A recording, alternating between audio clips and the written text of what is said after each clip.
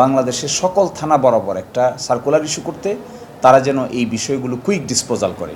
বাংলাদেশে মালখানা ম্যানেজমেন্ট এর উপর ভিত্তি করে সারা বাংলাদেশে অনেক সিজড আইটেম বা জব্দকৃত মালামাল আপনারা দেখবেন যে অপচয় হচ্ছে, ক্ষয়ে পড়ে যাচ্ছে, নষ্ট হয়ে যাচ্ছে, যন্ত্রাংশ আস্তে আস্তে খুলে পড়ে যাচ্ছে এবং বাংলাদেশের থানাগুলোতে কোর্ট প্রাঙ্গণে এই বিষয়গুলোকে ডাম্পিং আকারে রাখা হয়েছে।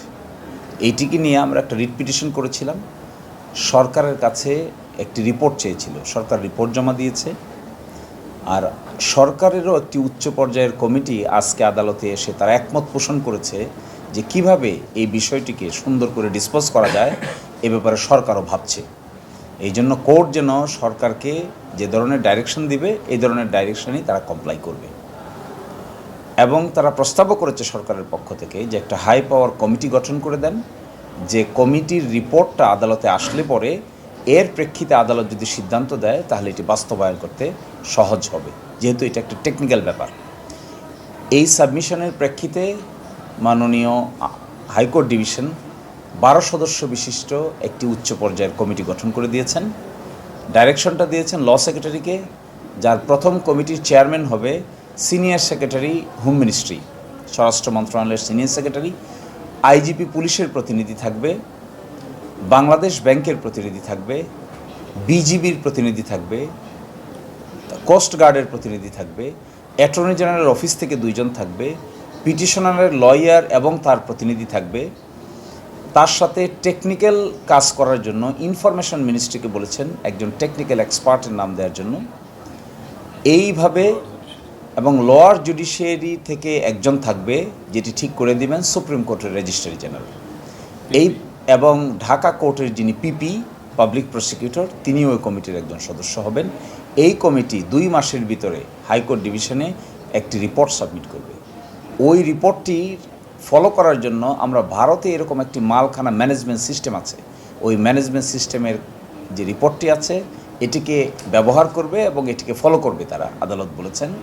এছাড়াও এর বাইরে আরও উন্নততর কোনো সিস্টেম, যেটি কিউআর কোড ব্যবহার করা, টেকনোলজি ব্যবহার করে এই প্রপার্টিটা যেন নষ্ট না হয় এই জন্য প্রয়োজনীয় মালিককে দিয়ে দেওয়া, প্রয়োজন মতো কোর্টে ডেকে পাঠানো, এই ম্যানেজমেন্টগুলো পুঙ্খানুপুঙ্খ কী হতে পারে এই মর্মে ওই রিপোর্টে উঠে আসবে। একই সাথে আরও 2টি ডাইরেকশন দিয়েছেন। ইন্সপেক্টর জেনারেল পুলিশকে বলেছেন বাংলাদেশের সকল থানা বরাবর একটা সার্কুলার ইস্যু করতে, তারা যেন এই বিষয়গুলো কুইক ডিসপোজাল করে। একই সাথে রেজিস্ট্রার জেনারেল বাংলাদেশকে বলেছেন, registrar general of the supreme কোর্টকে বলেছেন অধস্তন সকল আদালত এবং ট্রাইব্যুনালকে এই ডাইরেকশন একটা সার্কুলার জারি করতে, তারা যেন তাদের জিম্মায় থাকা যে সমস্ত গাড়ি, যে সমস্ত সিজড আইটেম আছে এগুলোকে তারা দ্রুত নিষ্পত্তি করার জন্য কার্যকর ব্যবস্থা গ্রহণ করে। এই ক্ষেত্রে সিআরপিসির 516 ক এবং 517 ধারা, একই সাথে PRB police regulation of Bengal যার 379, 525 এবং 526 রেগুলেশন, আর ওইদিকে আছে ক্রিমিনাল রুলস অ্যান্ড অর্ডার্সের 210 এবং 211 ধারা।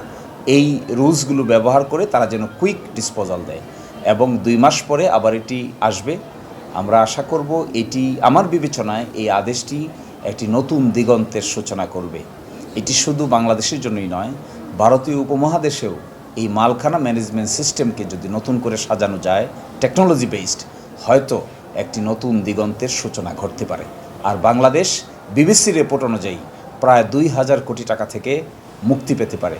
এবং আমাদের এই পিটিশনের সাথে আমরা ডেইলি স্টারের রিপোর্ট ব্যবহার করেছি, প্রথম আলো রিপোর্ট ব্যবহার করেছি এবং সমকাল, তারপরে আছে কালের কণ্ঠ সহ অনেক গুরুত্বপূর্ণ রিপোর্টকে আমরা এখানে ব্যবহার করেছি। এগুলো দেখে এবং এছাড়াও আমরা নিজের একটা ইনভেস্টিগেশন করেছিলাম থানায় থানায়, সেখান থেকে আমরা নিজ হাতে ক্যামেরাম্যান পাঠিয়ে ছবি তুলে নিয়ে এসে আদালতের সামনে উপস্থাপন করেছি। আমাদের বিশ্বাস এর মাধ্যমে রাষ্ট্রপক্ষ যেভাবে সহযোগিতা করছে এর মাধ্যমে একটি নতুন দিগন্তের সূচনা হতে পারে।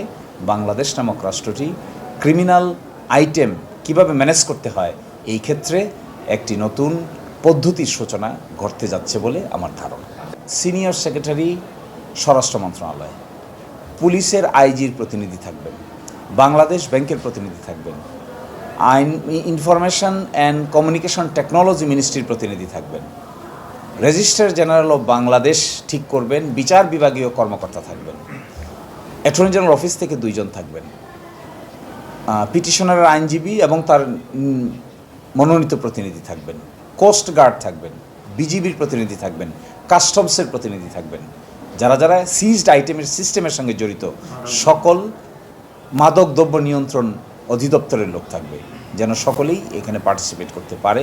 এবং বিশেষ করে ঢাকা মহানগরীর পিপিকে এই কমিটিতে রাখা হয়েছে সলভ করার জন্য।